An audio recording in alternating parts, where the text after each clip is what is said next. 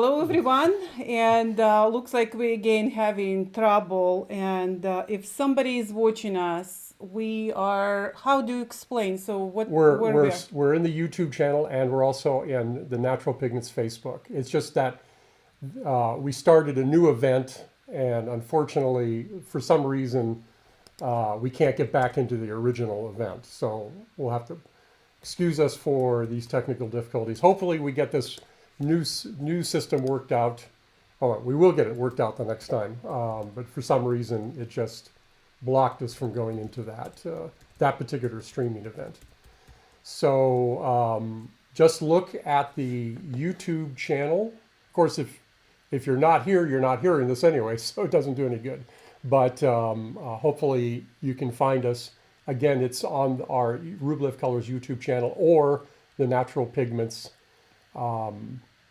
Facebook page. So let's go ahead and start. This is all being recorded anyway, so... Okay, so today is December 21st, 2022. My name is Tatiana Zaitseva, and I'm George O'Hanlon. Yes. Okay. So I'm disturbed a little bit because I see 30 people are waiting right now, and you can't help them anyhow. Yes, I can't message them right if now. somebody It doesn't do any good because they're not watching this. okay. So anyway, so let's start our program. Oh, on Facebook, people see. Okay. Whoever see us on Facebook, can you please try to reach people on YouTube and maybe just refer them to Facebook. Thank you very much for support. It's really hectic here. We don't even understand what's happening. Every time we try, it's not working. So, but. So just before everybody will switch, maybe hopefully will find us, I will just talk a little bit about what's happening in natural pigments. So we will have 26 and 27. We have inventory of December. We have inventory in our factory, so that means we will not send any orders. So if you need something, hurry up right now. We still have 2 days to work. And so cohorts meeting will be on January 6th. And I just remind you, so this would be instead of the last Saturday of the month, we will do that actually in January, first week, first Saturday. First Saturday of the month. Yeah. While George will start right now talking about very, very important topic, because there are no 1 week passing on our company where we don't have the phone calls about how to use resin mediums, and every time as much as we try to convince you, do not. We will try today to convince you to do this safely. Okay, so let's go. And while George will looks like people are finding us. I can see. Thank you for messaging us.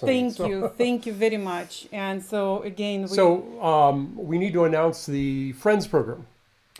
Oh yes, you forgot. Yes, I got so disturbed. So this is again, we were talking about. The biggest thing for us this year, it was new website, and with new website we brought a lot of interesting things, and you will find the bundle program. So then whereas on the middle bar you can see the bundles, and so bundles are a good way to save money because people call us and asking about how to have some kind of discounts, which we never have unless it's like special deal or something.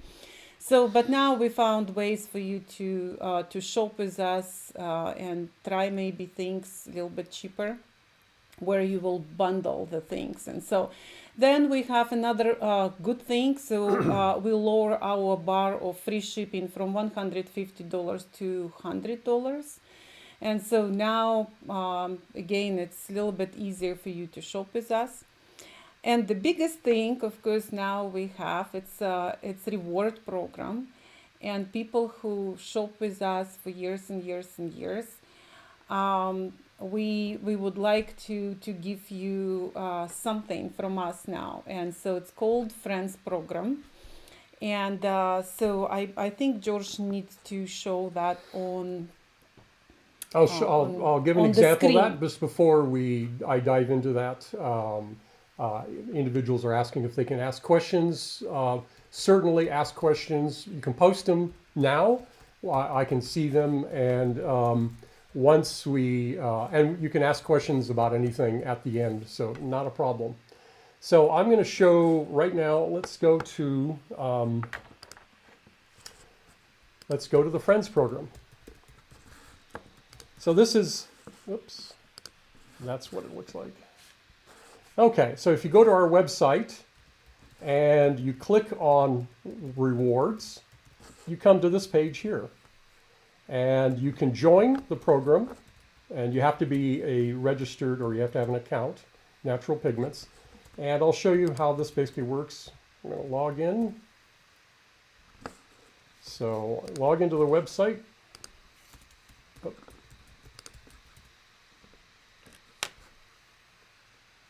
Just a second. Let the whole thing load. And once you've gone ahead, and I'll go back to the rewards page now after I logged in. Once you've gone ahead and joined the program and you log in, now you see if you have points, you're going to have points here. So it'll say your name. You can redeem points. You can also look at your rewards history, which shows your purchases. And in this case, this is a $10 off coupon. And you can just simply click here to copy it, and then you use that coupon at checkout. So, so different ways to earn points by leaving reviews, adding photographs, videos, reading some of the content. We even give you points to read the content on the website. That is the Artist Materials blog. If you follow us on Instagram or TikTok, and then on your anniversary, depending on which tier you're in, you get extra points. 100 points if you're in the ochre tier, 250 if you're in the cobalt tier, and 500 points if you're in the vermilion tier. And how you use your points is, like for instance here, I've got 368 points, and I can redeem 100 points for a $10 off coupon, 200 points for a $20 off coupon, and 300 points for a $30 off coupon. I don't have enough points to do $40, but that's what it is here. And then you can see the tiers and the benefits at each tier. So the more that you spend, the more points you earn. And of course, when you get into the other tiers, the points translate initially 1 point for every dollar spent. But as you get up into higher tiers, the cobalt and the vermilion, the point multipliers get higher. And you get points just for entering the program. You can also get points for referring your friends. So lots of benefits. And if you have questions about this, a lot of the questions are answered here at the bottom of the page. And also the terms and conditions of participation, the link is down at the bottom of the page for that. So it's a very simple program. You get points for shopping, and you can use these points to get coupons off. And as the program continues to roll out, and by the way, this program is for the naturalpigments.com website. It will be rolled out. It's effective now, and many of you probably who have been shopping at least in the past couple of months already have points accumulated. So even though you haven't joined the program, you probably already have points in there if you have an account with Natural Pigments. And like I said, the Europe and Canada websites, we're going to roll this out about the middle of next month. So those websites will also have those advantages. So you'll be able to see that when that rolls out. And we'll let you know. We'll send email about that announcement. Excuse me. And you can get, we'll send email announcements about this to individuals that who are having accounts, and would just a reminder that they can go ahead and join this particular program. So we think this is a really exciting program, and we hope everybody takes advantages of it. So what? Thank you for helping me. Somebody already helped me to understand. So it's again went to paler shades of white. Yeah. The part one, like what was last week. I don't know what happened, and I see people started switching, and I'm trying to. I still have another 15 people there on first channel. So then we can switch hopefully. And I promised them. Then we still didn't talk about Italian varnish. Now we will. So, Okay. and I'm again so sorry. Technical difficulties Yes. when you do this program live. And That's I'm why. suddenly writing English. I never tried to do this, but So- I'm yeah. So that's why we're considering. I mean, we'll probably do one live event a month, but we're going to be doing some of these recorded because the live just there's all kinds of things that technical Plus, we problems live that on go middle wrong. of nowhere, so we and again, thank you for concern. We had several people writing to us about earthquake. We did have big earthquake. We felt it, but it yeah. fortunately didn't affect our area too yes, much. Yeah. yes. So we are good. It's Thank very you very bad much. up further north of us, though. It's, Very, it's very bad. yes, Fortunately. And it's like we- not one thing to another. So one it's fires during the summer, and now it's earthquake during the winter. So I hope no, my still some people on that channel, but let's do not punish everybody who already on this one, and so thank you very much. Let's talk about. Let's talk about gel mediums. Yes. That's what everybody's here for. So this particular discussion, it's just a very brief history of gel mediums, and I've put, of course, I will put in the comments. I had it in the comments, but not in this one. I'll put down below this video. I will put the links to the full-length article. And it's in a very extensive article on the use of mediums, specifically gel mediums, in history, in historical painting. But I'll give you a little bit brief rundown. And I started at the point in the 19th century because it's really where this interest became so well locked in, and it affected a great deal of paintings and painters during the 19th century. So for centuries, gel mediums have been promoted as the secret of Renaissance artists such as Jan van Eyck. Among the proponents of this belief was the secretary to the Royal Academy of Fine Arts in Paris, Jean-François-Léonor Mérimée. His influence on the 19th century artists can be seen in the works of the French Academy painters, including, of course, William Bouguereau. Mérimée researched the painting techniques employed from the time of Van Eyck to the present, both through the analysis of early treatises and the examination of paintings by the old masters.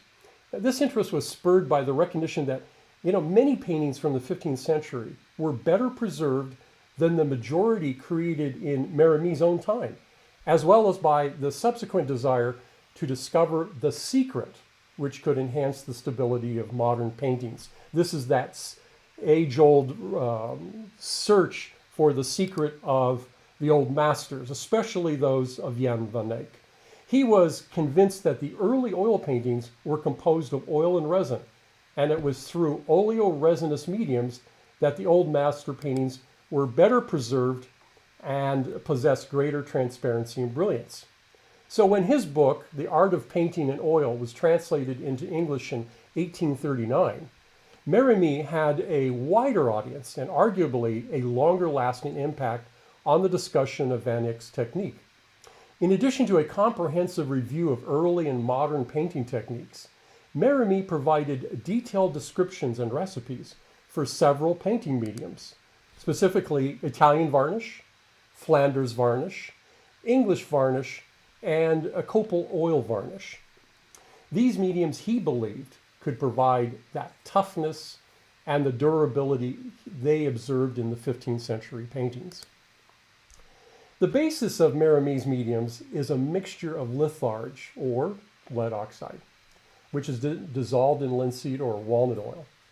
This was known as brown oil, or sometimes, and more often today, as black oil, which is a drying oil that was prepared in Italy from a very remote period, as Mérimée wrote.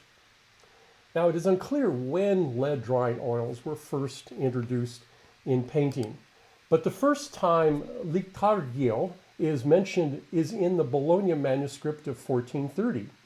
And as a dryer, however, litharge becomes increasingly popular only from the 16th century onwards. Now, as early as De Mérienne in the 17th century, lead oxide is the most common ciccative in his collection of recipes.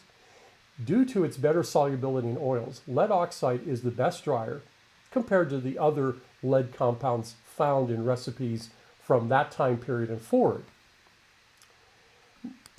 Now, in using this drying oil, Mérimée instructs that some mastic varnish must be added to it. He explains this forms a jelly-like substance that flows freely in the brush but remains in place without running off the palette, or off the canvas for that matter. Mérimée offers evidence of admixtures of varnish and oil in the medium used by early painters. As early as 1587, the Italian art historian Giovanni Armanini wrote that the addition of a little mastic varnish to the binding medium of all glazing colors acts as a dryer and increases the saturation of glazes. While varnishes were employed in paintings as early as the 15th century, their use was restrained and usually only in the glazes, if any. Mérimée, however, advocated the use of gel mediums throughout a painting, not only in the glazes. Mérimée recommended painting with a series of thin, transparent glazes containing a large proportion of varnish. Varnishes produce a surface that the artist can easily work on and facilitates the development of smooth painting techniques. Mérimée was also aware that such painting practices produced surfaces that were not very durable. Yet the practices advocated by Mérimée facilitated the production of enamel-like paint films favored by the French academic school. In his desire to accommodate the taste of French Academy painting, Mérimée instructed to use oil and varnish mediums interleaved throughout the paint layers. Bouguereau practiced techniques remarkably similar to those advocated by Mérimée. In his studio notes, Bouguereau described the method, or his method, of applying a layer of viscous varnish with a stiff brush over the ground immediately on this prepared canvas. And this consisted of a mastic varnish oil and drying agents. After painting in his sketch, he then fixed it with a coating of copal varnish and oil diluted with turpentine. For body color, Bouguereau employed a medium consisting of 1 part gum elemi, 5 parts mastic varnish, a drop or two of brown fixed oil, or brown oil, and several drops of terebinth, which is a dryer that was very popular at that time. Now, he completed the picture by glazing with more of this medium, which he adjusted to contain a higher proportion of varnish and mineral spirits. Mérimée and Bouguereau advocated a system of layers of varnish containing painting interspersed with intermediate and viscous coatings over the sketch. Now, it's easy to see that the addition of varnish to oil paint or as isolation layers permitted the artist to make that really coveted enamel-like finish that we see in neoclassical painting. However, conservation scientists caution against using varnish in paint layers because it makes them highly vulnerable to solutions used to clean and remove varnishes. Delacroix expressed concern about this when working on his picture, The Women of Algiers, which is shown here. He showed the concern of preventing the varnish underneath from being attacked when the top coat of varnish is removed at some later date. So outlining a problem that they were already aware of, and that is when a varnish is going to be removed, the solutions that are used would often attack the entire paint film. And defects in the paint film usually accompany the use of resins in oil paintings. So when defects are observed, they may not necessarily be the result of the resin, but the painting technique used in its application, such as shown here in this painting, where we see there is the use of a resin in the oil as a varnish, and we can see craquelure occurring throughout this particular robe of this individual. So varnishes in oil painting didn't really have much of a history, although it was used as early as the 15th century, but very sparingly and only in certain passages of painting. It wasn't used throughout the entire painting because paint is vulnerable to solvents that contain varnishes. And we see that reticulation or cracking, which results from the improper use of varnishes, that is not blending the varnish homogeneously throughout the paint, causes this kind of drying cracks or reticulation. And it actually forms softer paint films, which they were quite aware at that time. So this kind of wraps up the historical part of this presentation. And again, much more details provided in the articles on our website, which we'll go over. But what we wanted to show you is that we spent a lot of time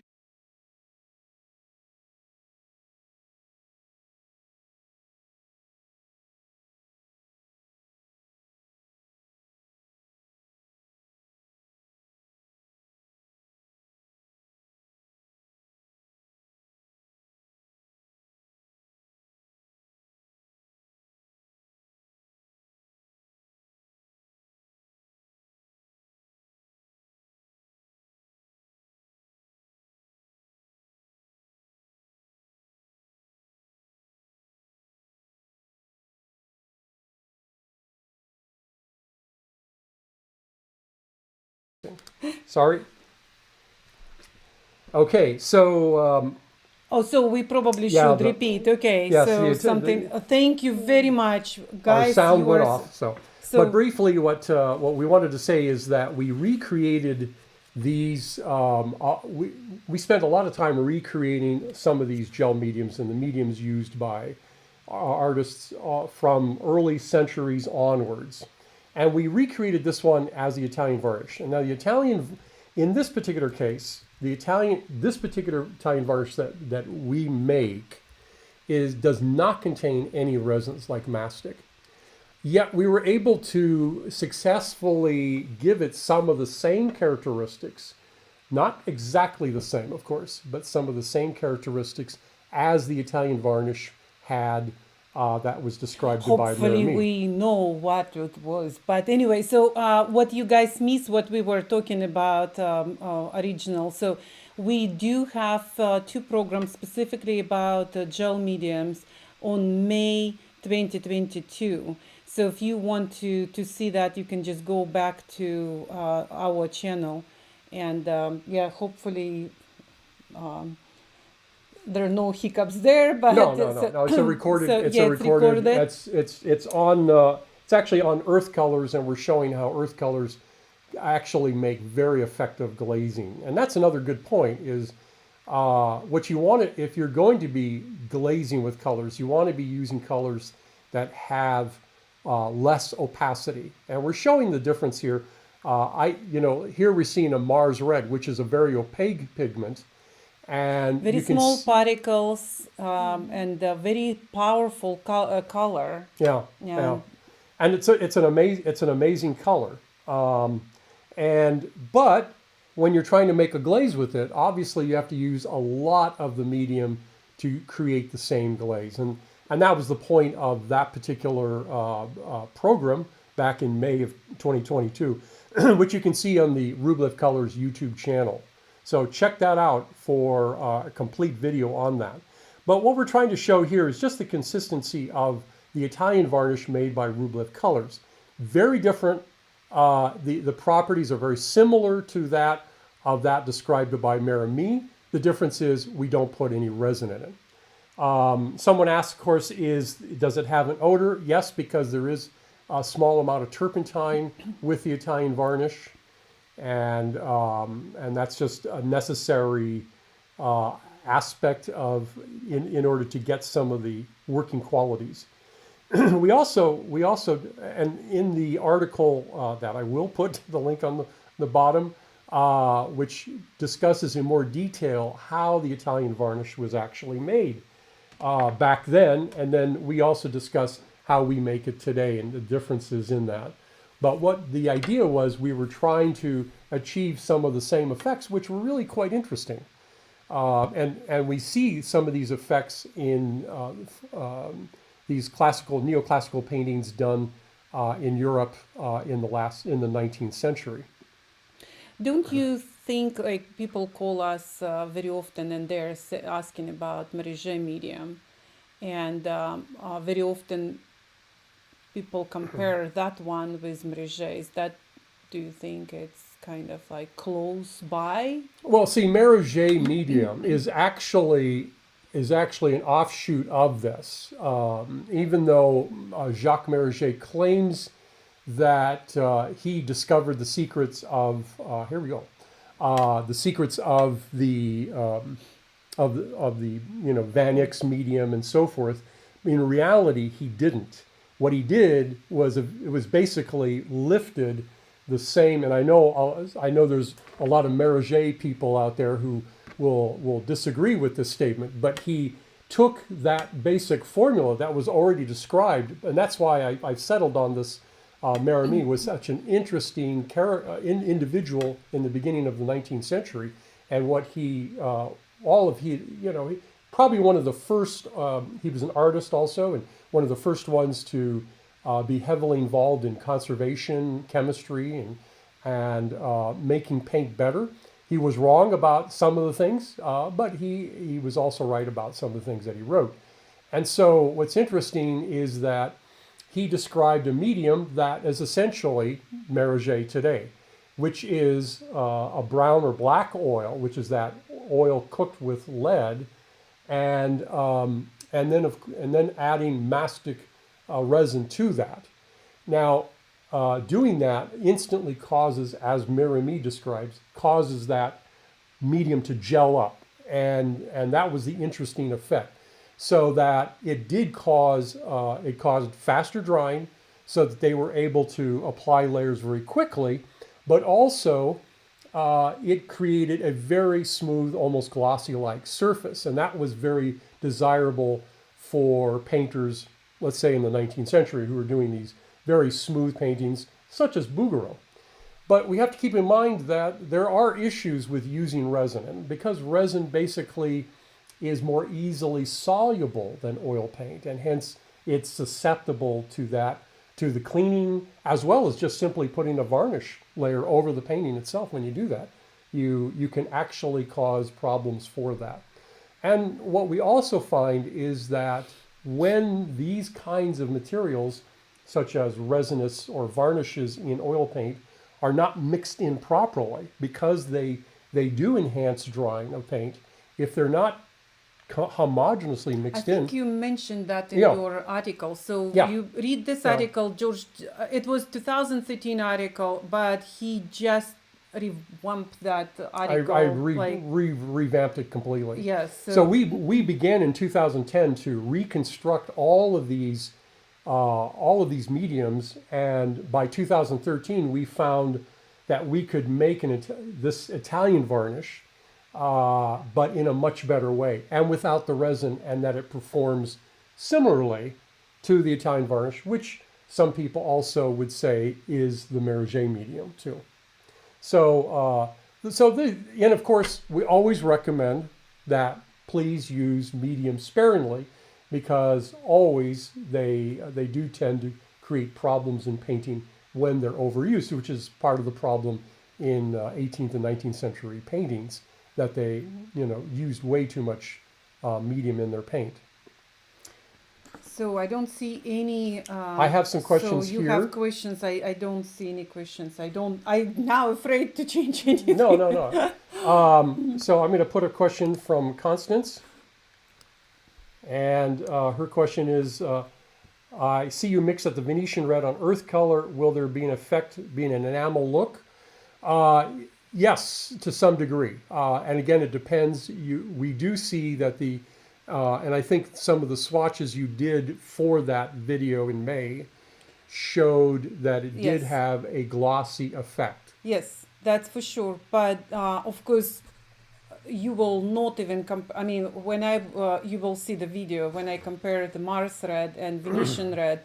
Venetian red has much bigger particles, and yes, it does kind of increase the gloss on that paint, but not even close to if you will use obviously with iron oxides, but synthetic iron oxides.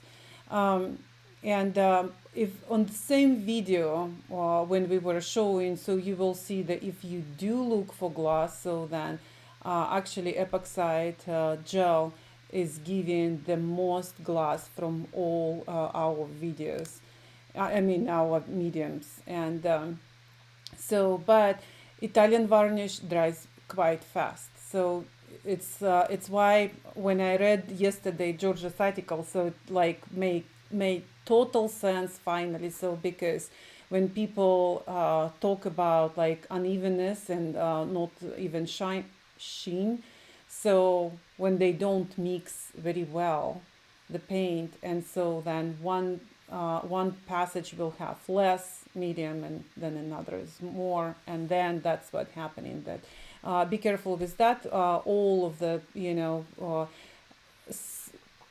all of the mediums what giving the sheen, so then you really need to keep on back of your mind. As much as we say like this is like jewel like finish with Italian varnish and Venetian medium, but yeah, obviously the something particle size will affect any kind of gloss. So smaller particles will tend to enhance gloss, larger particles not. Something you were mentioned yesterday, it was midnight, I already forget. You said then do not put on, doesn't make any sense to put like on first layers and second layers. What we were talking about, was it the same? Well, the practice, and as I also mentioned, is the practice and this actually that Bouguereau used, and that actually came from his own studio notes, and was that he did these interleavings of varnishes. So as soon as the ground, as soon as he had a ground, he put a very thin coat of varnish over that. He did his sketch, and then he put an oil and copal resin varnish on top of that, sealed that in, and then he then proceeded to work, often adding varnish layers to interleave, and that was a common practice. That was a practice that Mérimée advocated in his book, which is originally published in French in 1830, and then published in an English translation came out in 1839. So, but that practice is not, and actually we see that practice also being done in the 20th century and advocated by lots of different painters. And we see again resinous varnishes being advocated, mixed in with oil. Ralph Mayer did that with his Dammer varnish, turpentine and bodied or stand oil. So this was done quite often by artists. But then we see result. But we see the result is not good. Yeah. And the result is because the varnish resins are much more susceptible to cleaning, much more susceptible to solvents used in varnishes. So when you put a varnish on top of the painting, the solvent wicks into the paint layers, causing the whatever resins are there to begin to swell. And anytime conservators run across a painting that has varnish in the paint layers, they always are very careful about that, and they're also not only careful, but they also hesitate to even clean the painting. And this was the case originally when they were considering cleaning the Night Watch by Rembrandt. They thought that he used this, that this was the common practice. Again, this was coming out of 19th century, 18th, 19th century information. So everybody believed that was the common practice that these painters used. And when they discovered that it wasn't, then they were actually quite relieved, and they went ahead and did the cleaning of the Night Watch. But again, we are not police, although we sound once in a while, don't do that. So, but what we are saying, so of course, every material you can use if you use with brains and with understanding. And so that's why, very often people say then, you telling us do not use, resins in the medium, in the paint, but same time you're making all these mediums. And we do. We, because there is a place always on your painting where you absolutely need, and that's what George early showed then, what old masters would put just special passages only on the places where they want to protect the color, or they... one of the reasons for using resin and why we see resins being used as early as the 15th century is because resins have a higher refractive index than oil does. And as a result, it increases the transparency of that paint. So where we do see it in very early paintings is only in glazes, or mostly in glazes as far as they know now, and very sparingly. Not every glaze, and it wasn't slathered through the entire painting, as a lot of people tended to believe in prior centuries. There's a question, and I guess I'm gonna digress a little bit. There's a question here. It's quite long, but Jacob asks about the rewards program. If you have any specific, specific questions about that, please contact our customer care, the 800 number. But just to let you know, the rewards program only tracks purchases through the website, not through retailers. That's the only thing. And especially and there's just no way for us they're so small, we can't... there's just no way for us to do that, unfortunately. But just thought to let you know that. Now, there's some other interesting... we have finally questions. And again, from last week, I really was disturbed, and we almost we're thinking do not do live anymore again, because it is painful for us as much as for you. So we really appreciate your time, and thank you for being with us. And it's two of us here. So we don't have anybody to help us. But we changed our equipment, and we're still trying to figure out. Because we had it all worked out before, but now it's so let's continue. Yes. So there's one question here from Jason. He says that I have some gum alemi, and he wanted to experiment with it, but never heard any details about why to include in varnishes, or in what proportion to add it, and what other ingredients it should be used. Can you give me more information or technical references to consult? Well, basically, gum alemi, which is a natural resin, is often used or often was used in varnishes. As you can see, Bouguereau used it as a plasticizer because it actually doesn't harden. And that's also similar to Canada balsam, by the way, folks. So if you the range of resins can be, some of them form very hard surfaces, some form soft surfaces. It just depends. Typically, mastic and damer, or damar as other people call it, tend to form kind of a medium, hard, soft surface. But gum alemi, Canada balsam form soft surfaces because they're used principally as plasticizers. In other words, they're an addition to other resins to give it a little bit more flexibility and suppleness. Copal, on the other hand, or actually the copals, the real ones, not the Southeast Asian ones, which are actually more similar to damer, and the ones that are basically unavailable today are much harder. And those are the ones that Bouguereau would have used as an example, and many during the 19th century. Here's a question, since you mentioned already. Carla is asking, what is your medium would be, say, more similar to what Bouguereau was using, and what is your gel medium are free of fumes? Carla, that's what we exactly said, and so that probably Italian varnish is the most likely looking like.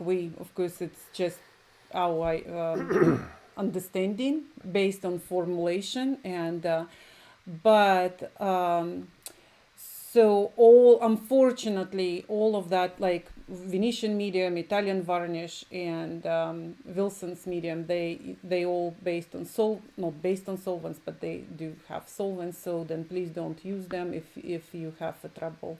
And so our oleo gel, walnut gel, epoxide gel, they don't have any solvents, so they obviously smell like oil.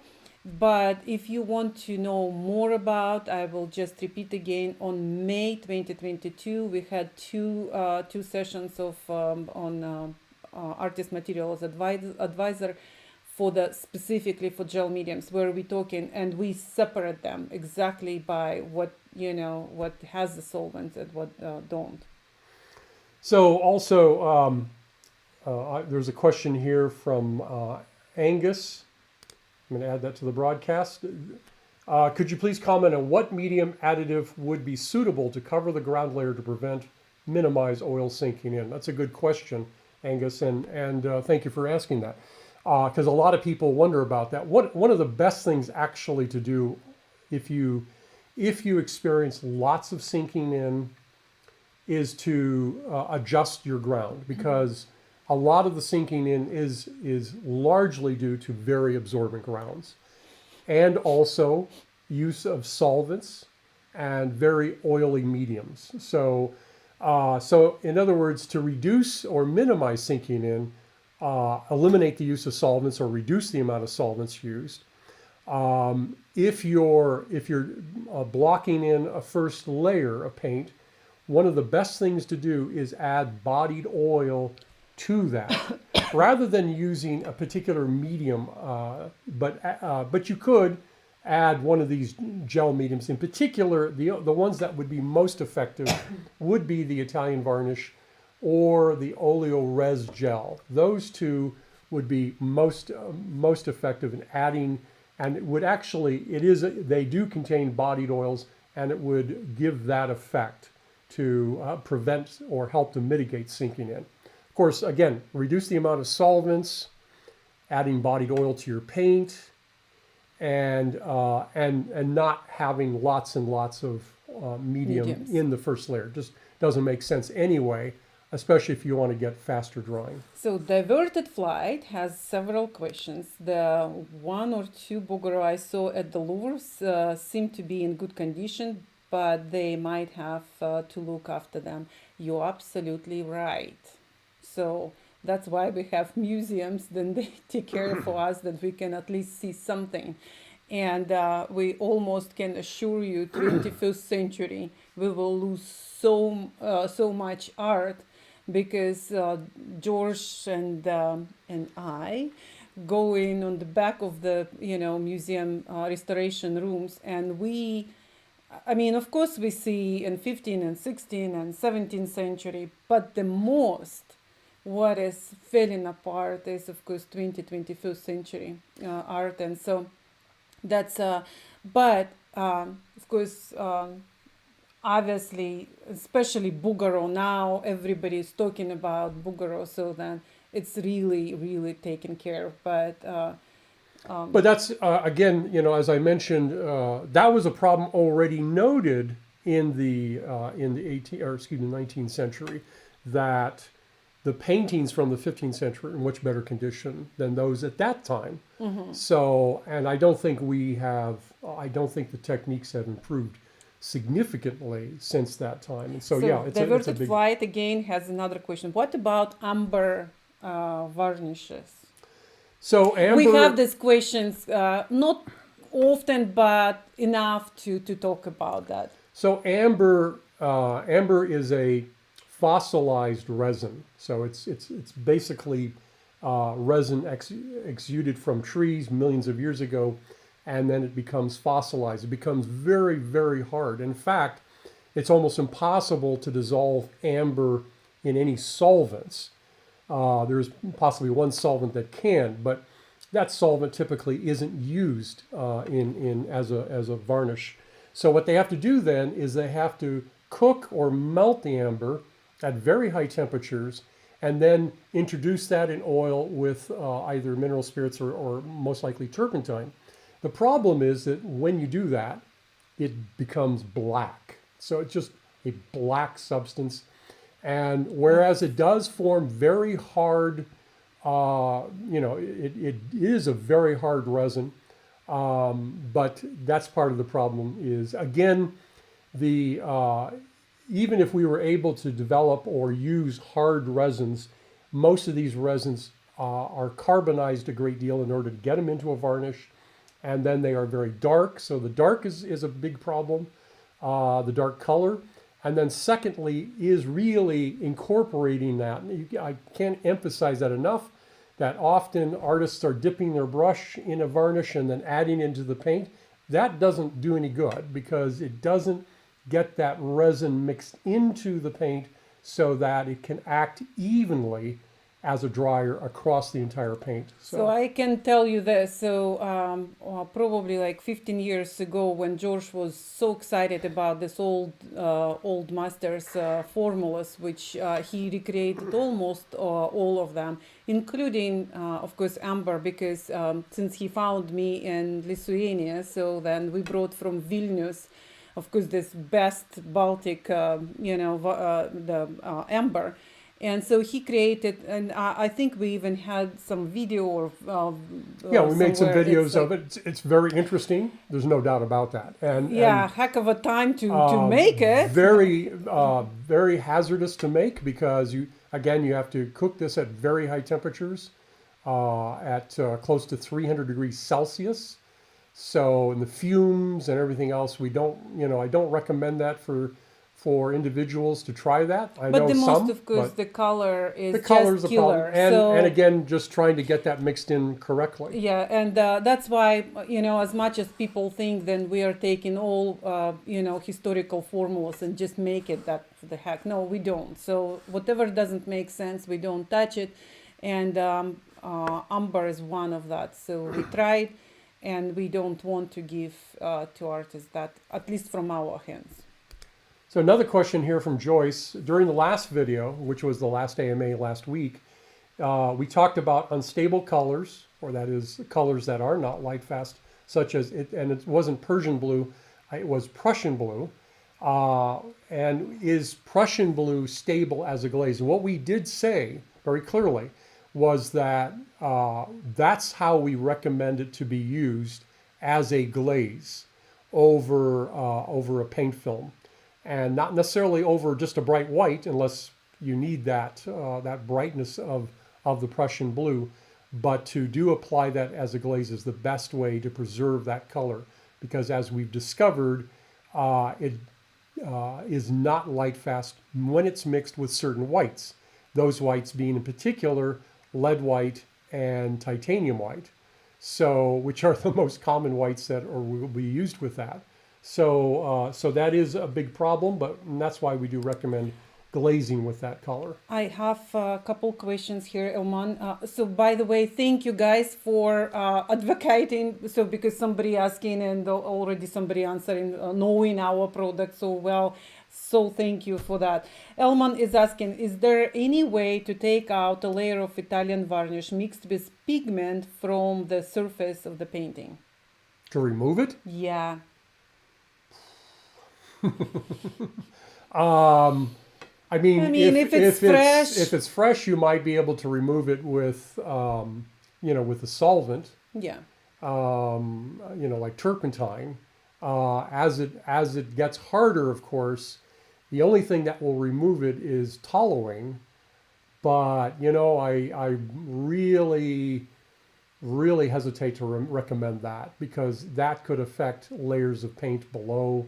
if that, of course, is critical to you. So that would adversely affect it.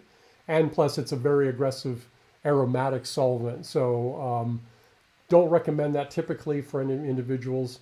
And I don't recommend sanding because, of course, the Italian varnish does contain, because it is a leaded drying oil, and so we don't recommend sanding that. I hope I'm not butchering the name Mazen or Mazen. So thankful to you always. Is alkyd medium described as a resin that we must avoid using also, especially preparing the ground? Great question. Good question, yeah.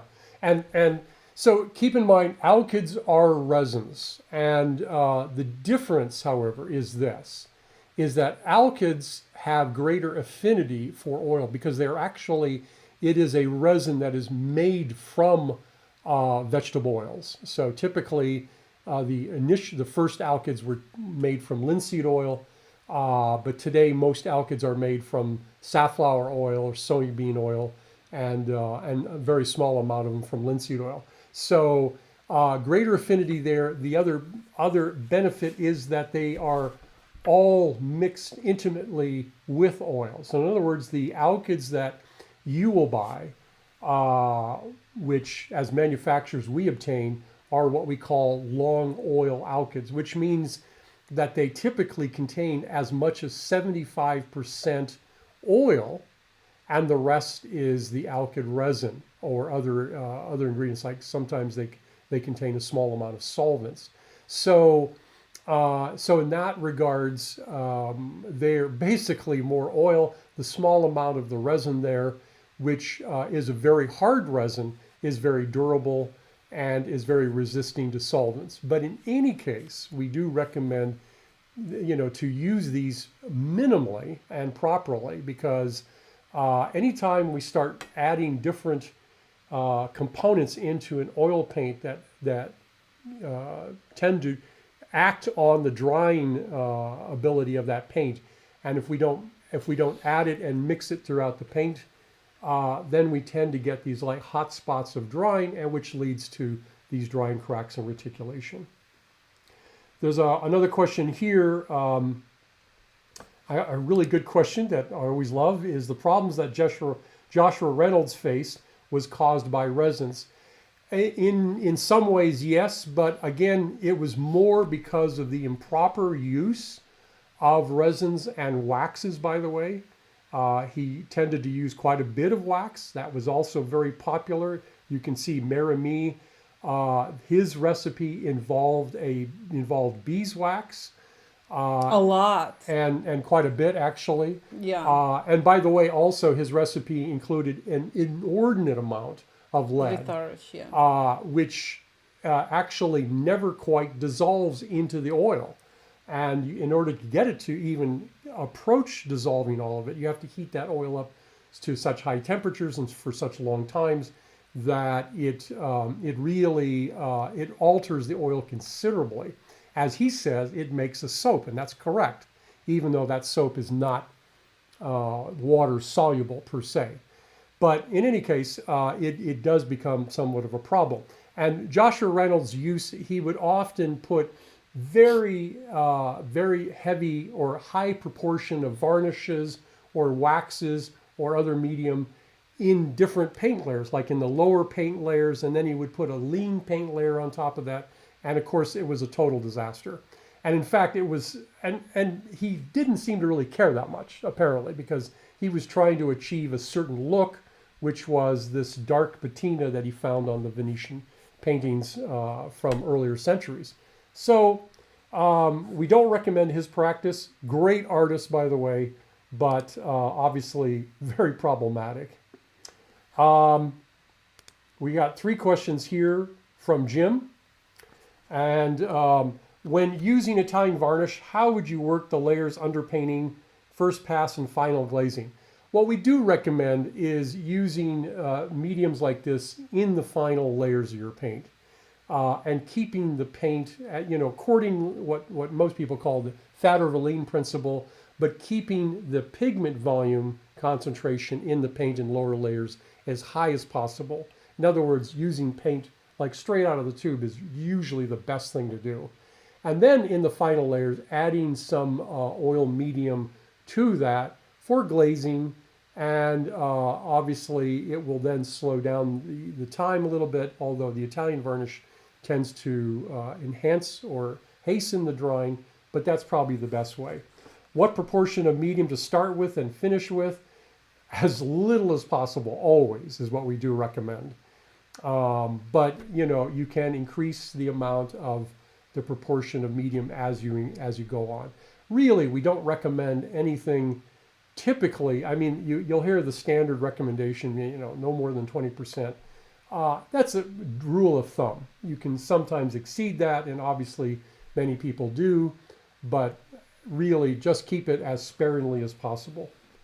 And can you use Italian varnish as a couch to paint into? We did have artists using that. Yes. We do. And so you can. it's like you can. So again, what we do in our company, different from everybody else. We are saying that every each of you so different, and that's why we're giving you all kind of options. Not just like this triple, what you call triple disasters. So where The trifecta, which is that, when I was going to art school, that was everybody was painting with Ralph Mayer's, what I call the trifecta disaster, because it was, it just it caused paint to dry so fast, and that was a pleasure. And it made nice surfaces that didn't sink in. But then we have whole but then you generation. have all kinds of problems with it. We have whole generation of artists using the same medium and struggling through the same problems. And so what George decided to give you for every each of you, for your specific needs, you have your own medium. And so Italian varnish one was the really for glazing. But we do have artists using that from the very bottom to the very top, and some of them very successful. And especially for those who think then it's looking like Mérimée, so they love that specifically. And of course, Venetian medium. So we even had a group of artists who were mixing Venetian medium and Italian varnish together, and it's something did do good for them. And so it's so as much as we say don't use it, but if you use it sparingly. This is a good question here. Can black oil be used to grind colors? Is it recommended with any pigments such as the problematic lamp black? Good question. And there's a little story behind that too, by the way. Because when we were first looking into making our own paint, and this was back in 2003, I talked to a number of individuals. One of them started a company that actually did that, where he was grinding colors in black oil. He found, of course, that wasn't a very good idea, and he stopped doing that. And I think so, he left the company. Yes. Well, no, or company left him. The company is no longer around. Yeah. Not because because he was using black oil, because actually he stopped doing that, but for other reasons. But in any case, it's interesting that that's not what is recommended at all. It's best just to grind it in refined oil, or you can use a cold pressed oil, whatever oil that suits you. Is good for that. So, however, you mentioned here that can you do it with lamp black? And the answer is yes. Actually, most tubes of lamp black that are sold commercially already contain, not lead, of course, but they do contain most likely dryers, because otherwise lamp black just doesn't dry at all. In fact, what lamp black is, it's pure carbon, and it's an antioxidant, so it actually inhibits drying. So, and that's why we don't even recommend the use of lamp black on the palette. But if you are, then you're going to have to obviously use a dryer in order to get it to dry in your lifetime at some point. Nice comment. We appreciate it. You'll love your Venetian medium. It's incredible, forms in ways that are beneficial like no other medium I've seen. Thank you for your hard work. Well, thank you much for that. Also want to let you know that the Venetian medium is based on the Italian varnish. So we took the Italian varnish and then we modified it, and specifically, of course, we added leaded crystal glass, and that's how we came up with that.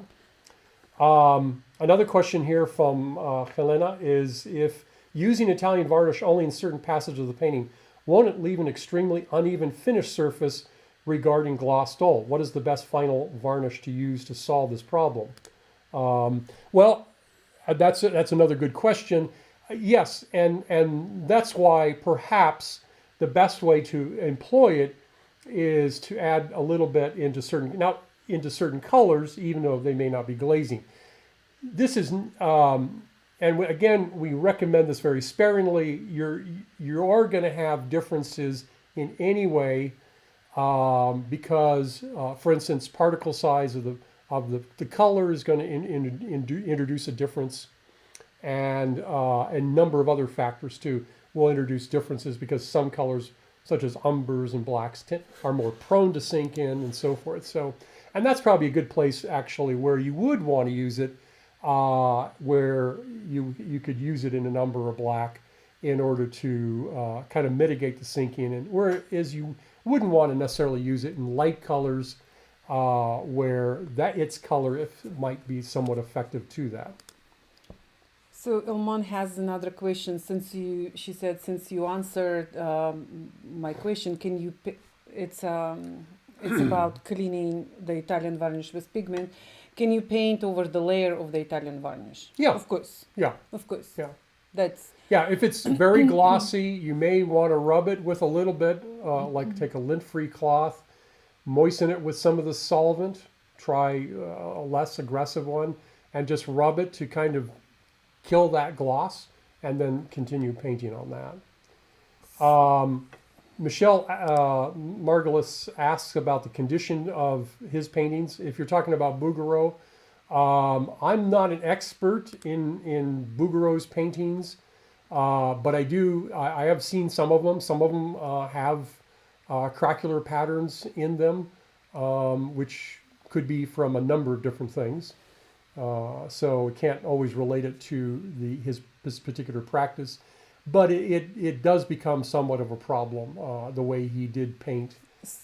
We answered almost all of them. You can just scroll down, and the very bottom two, it's a colors question. So if you would, yeah. Okay. Nope. I'm sorry. We did this too. Okay, Very bottom. okay. Go to the bottom color. Would you say it's okay to mix some black oil into epoxy layer to help speed drying? Ooh, this is, I don't think it would be the way to speed up drying. And what? I'm sorry, I missed that. I was reading some of this. Okay, now we're too comfortable here. So okay, so. Did you find? Okay, there was a lot of questions there. I didn't read it. I'm reading right here. What? Oh, okay. So would you say it's okay to mix some black oil into epoxy layer to help speed Epoxy? Yeah. I'm reading how would be with my accent. Again, it's possible, but this would tend to introduce more glossiness at an early stage of the painting, and so generally I would refrain from doing that. But it can be done. Yeah, probably not. Other ways would be better to just painting very thinly and don't add any medium to those colors would be probably a better way to do that. So Mazen has a question about ultramarine. Some companies mix it with wax. Do you think that wax may have side effect? Thank you very much. The wax. The ultramarine is one of the horrible pigments to make the paint. I can tell you that. So we in our classes we always saying that if we want to discourage you to make the paint, so try to do the ultramarine, because ultramarine loves water, hates oil, and the reason why they would add wax is because it is poor wetting by oil, and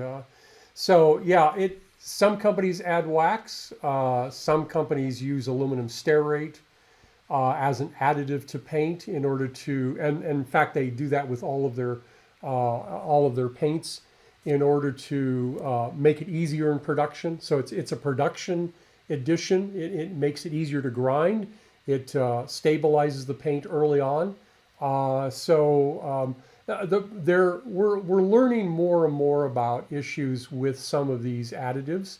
Wax is well known to have issues in painting. I, however, think that very small amounts of wax is not going to be as problematic as, as some individuals now are actually using large volumes of wax. It's now kind of a trend to do paintings with what they call cold wax, which is a wax paste in a solvent, and then adding that into their paint to build up texture or impastos. Really, that's not a good practice because it'll make those, we've seen that, those problems with paintings from the 18th and 19th century, especially like Joshua Reynolds, who used quite a bit of wax in his paint films. And so not a good practice. We don't really recommend See, that. that's why in Italian varnish, when George was, of course, he recreated the first original formula, and that was, horrible to use it.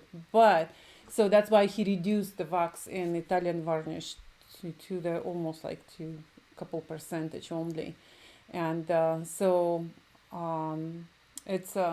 it is trouble. I mean, some people are, saying that the wax is so bad, and so they completely abandon. In the Italian varnish, well, in actually all of the gel mediums that we make, we have a very small amount of wax. It's probably a wax. It's not beeswax. It's castor wax, which has a much higher melting point than beeswax, so that gives it another advantage. But we use such a small amount; it's about 1%, and that we use that to enable it to gel. So there's always going to be compromises to some degree in whatever you're doing, and the whole point is to avoid major compromises that would then be problematic for your painting at some point. Amresh asks, would it be recommended to mix the Venetian medium with stand oil, dammer, or beeswax stand oil? Like I said, don't use resins if you can avoid them, and if you do, use them very sparingly. So it's better just to make these mediums less complex. The simpler, the better, always. So, Gordon, I will read your question. So I can tell you this: after last session, when George was talking about light fastness, so it was kind of heated, topic, because he said that people are less interested in light fastness than the cleaning brushes. And here we go. You are asking questions. If you will sit right here with me on my table, so I will just slap on your hands. But now it's a joke, of course. So, but anyway, so what do you think using soy or safflower cooking oil to cleaning brushes? Good, cheaper, better. So whatever you use. That's what we've been recommending. Yes. Just for cleaning brushes, use any oil from your supermarket. Use that, and you have an effective cleaner. It really does a great job. You don't have to use any solvents to clean up, which is what we've always recommended, to reduce the amount of solvents used in painting. So Amnes 33, can you use wax and turpentine as a matte varnish after painting? Yes, you can. Yeah, that's like a wax paste. You can make a wax paste out of that, and then apply that. Or you can buy from us. We have already. We basically have that as wax paste. It's beeswax with mineral spirits, so it has less odor, and you can use that and apply that to the painting. Of course, you want to do that once it's completely dry, of course. Great. Any other questions that we missed here? I'm just looking Gordon, back. love you too. So that's that's good. Thank you for everybody with good your comment. love. Jacob talked about mixing charcoal with bodied oil and took forever to dry.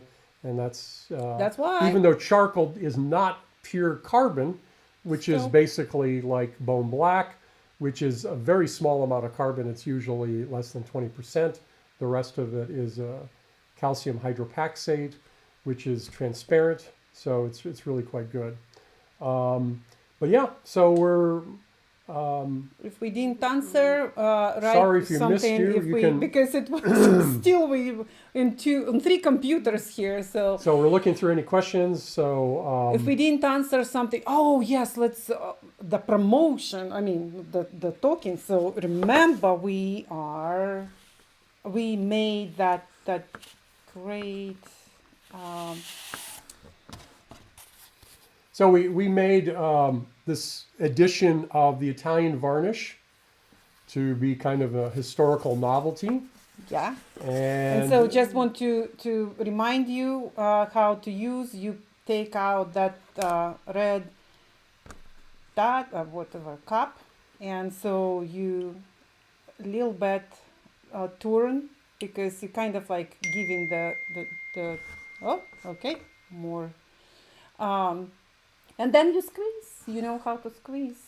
So and that would be great way to measure actually the smallest amount. Not like I had an. It has 50. It's not the cheapest way to buy this product. Oh no, it's not. It's 15 milliliters. No, it's and not. you can buy it cheaper. But in the tube. We just fell in love with the making of this. Historicity. Here's by the way here what, inside. Yes. This is what a paint syringe from the 19th century. William Windsor, partner to Winsor Newton, actually started using this to encapsulate their paints or to package their paints before the tube. This was at 1840, and then shortly thereafter, I think 1841, they started introducing the collapsible tube.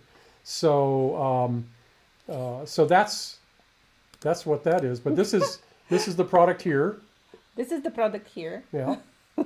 And it's just fun, and guys. It's definitely nice no like saving this. money here. So that's for sure. So it's if you're asking if it's the best way, no, but it's fun to give to your favorite artist. And so it's like, oh, here's something very unusual. But again, we love to do things like this here. And remember our colors, historical colors, gone. So we did this in jars, and it was beautiful addition. We love it. So of course it took for us 2 years to make them, because we wanted to introduce all of them together, five of them together. So it's 2 years of work for months and a half sell. That's it. So. So one couple questions here again. Vince, why does your Venetian red oil paint and hematite have a strong odor? That's just the odor of paint. There's we absolutely don't have any other ingredients in there. We just put oil and paint now and pigment. Keep in mind, folks, that each pigment in oil reacts with the oil. They do form either soaps, they have some reaction, and that can produce some odor. That's just a natural outcome. George, every time he comes paint. to factory, and he knows almost immediately what on the mills grinding today, because like ultramarine will have that horrible smell of dirty soaks, and of course Prussian blue has another odor. All paints have odors. It's just, of course, lead white smells nice. It's almost like sweet vinegary smell, and so I mean we don't with iron oxides. I really, for me, it's interesting. Then you notice. I will go back today and smell. We'll see what you smelling. It's like like orpiment. It was unbelievable. It's like rotten eggs, and so for me. And I even on the video I said then, oh God, that smells so bad. Whole my room smells bad. And but then we had Artist Day where it's like, what are you talking about? That's normal paint to smell. And so it's kind It's of like because our orpiment is a sulfur pigment, Yeah. so it's going to have that odor Yeah. like that. So of course the question, will the special syringe be available on the website? It is now on the website. it's since last week. Actually, Yes, if you it's go there. to mediums, oil painting mediums, you'll see it. It'll be the Yep. first thing there. Yeah. And Michelle asked, and this will probably close with some of these questions, is it difficult to turn oil into a gel? Could it be done at home, or is it a complicated process? It is a complicated process, and We're excited isn't when very people easy. are trying to do something. Obviously, and it's- you can gel it by adding mastic varnish to a leaded oil, like a black oil, but that will gel. But to avoid the resin, it becomes much more difficult to do that. So yeah, not something I know some people try it at home, but it's not very easy. Okay, that wraps up all the questions we have, and. And we are wrapping now a year. It was very difficult year for us as a company, and probably much more difficult than even COVID hit us. But I am certainly happy it's finishing, and I as a Russian, we are always talking about old New Year, and so we are talking about New Year will be the best, and so I hope that would be best year for you. Merry Christmas, Happy Hanukkah, Happy Holidays, Happy Kwanzaa. Happy Kwanzaa, and Happy New Year, s Novim Godom, and we wish you and your families and your loved ones really the health, the peace, and prosperity. Thank you very much. Thank you. Bye now.